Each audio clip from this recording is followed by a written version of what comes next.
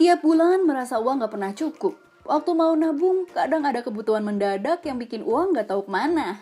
Pernah gak sih kalian merasakan hal seperti itu? Sama, Minku juga dulu sering banget merasakan hal itu. Tapi sekarang Minku udah paham kenapa hal ini bisa terjadi dan Minku udah menemukan solusi dari permasalahan ini. Yuk coba dengerin cerita Minku. Jangan lupa di subscribe dan nyalain loncengnya biar update terus berita terbaru dari Finansialku.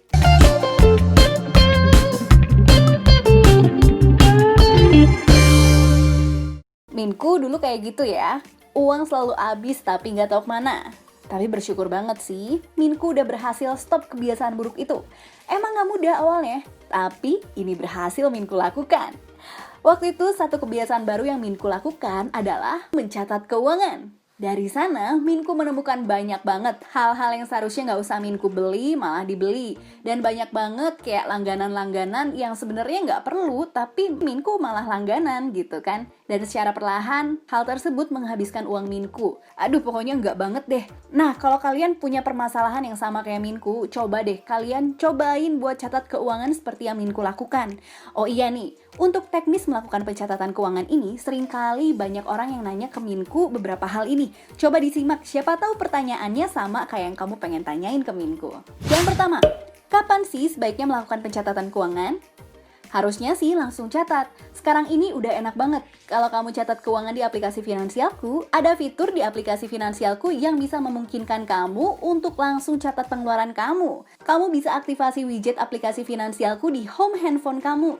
Kalau habis belanja, entah itu habis belanja online ataupun belanja offline, bisa langsung kamu catat. Kalau waktu dulu, Minku kan pakai notepad tuh. Kadang suka kagok-kagok buka notepad. Dan kadang notepadnya kepanjangan, jadi ribet deh kalau mau nyatet. Akhirnya waktu itu Minku memutuskan untuk mencatat tiap akhir minggu. Tapi karena Minku nyatetnya akhir minggu doang, jadi banyak yang kelupaan. Masih banyak yang kelewat.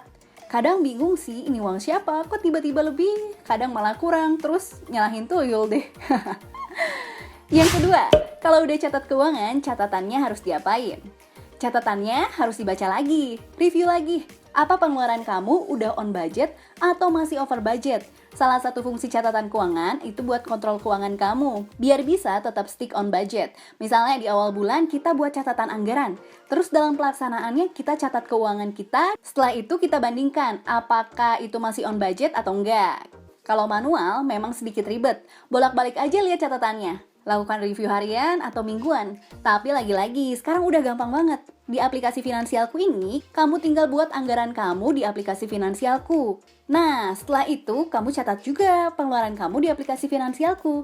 Seiring berjalannya waktu, saat kamu melakukan pencatatan keuangan, kalau catatan kamu udah mau over budget, kamu bakalan otomatis diingetin sama aplikasi Finansialku dengan notifikasi. Wow, asik banget kan?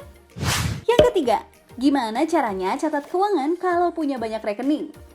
Kalau Minku yang dulu, Minku bikin beberapa catatan di notepad yang terpisah. Sedikit ribet, tapi jalanin aja. Lama-lama nih, kamu akan bersyukur juga kalau kamu udah merasakan manfaat pencatatan keuangan ini. Tapi sekarang balik lagi, kamu gak usah repot-repot lagi. Di aplikasi Finansialku juga udah ada tools di mana kamu bisa buat banyak rekening yang berbeda. Jadi kamu bisa bedain rekening bank satu dengan rekening bank lainnya. Tapi kalau menggunakan akun free cuman bisa buat 2 rekening aja. Tapi kalau kamu punya akun premium bisa buat sebanyak-banyaknya. Oh iya, ada fitur catat transfer juga loh. Jadi bisa ketahuan kamu transfer kemana aja. Yang keempat, gimana sih caranya dari catatan keuangan bisa capai tujuan keuangan kamu? Oke, catatan keuangan akan buat kamu stick to the budget. Jadi kalau catatan kamu udah mulai bagus, kamu akan bisa membuat anggaran untuk tujuan keuangan kamu. Dalam piramida keuangan yang menjadi landasan Finansialku ini, sebelum menuju tujuan keuangan, kamu harus punya dana darurat buat jaga-jaga biar keuangan kamu nggak kacau. Kalau dana darurat kamu udah tercukupi, bisa lanjut menuju ke tujuan keuangan. Prinsipnya, kalau misalnya kita punya tujuan keuangan, mulai dari dana darurat sampai tujuan lainnya, kita harus sisihkan di awal, bukan sisihkan di akhir. Beruntungnya kamu hidup di zaman sekarang. Banyak literasi keuangan yang bisa bantuin kamu mempercepat uang kamu untuk mencapai tujuan keuangan kamu dengan cara investasi. Ya kebayang sih, tanpa investasi bisa-bisa nih uang yang udah kamu tabung malah termakan inflasi.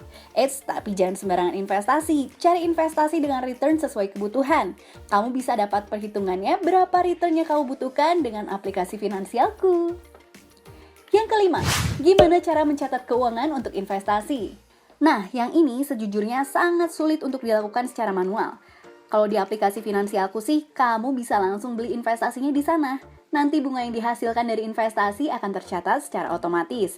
Jadi langsung ketahuan, kalau misalnya bulan lalu beli reksadana Rp100.000, sekarang udah bertambah jadi Rp101.257.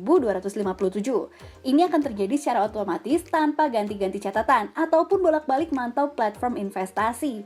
Kalau misalnya nih, kamu udah investasi sebelum mencatat di aplikasi finansialku, kamu bisa masukin nominalnya secara manual di aplikasi finansialku, dan setelah itu bunganya akan terakumulasi dengan nilai yang sekarang. Nah, itu dia beberapa pertanyaan yang sering ditanyakan mengenai pencatatan keuangan.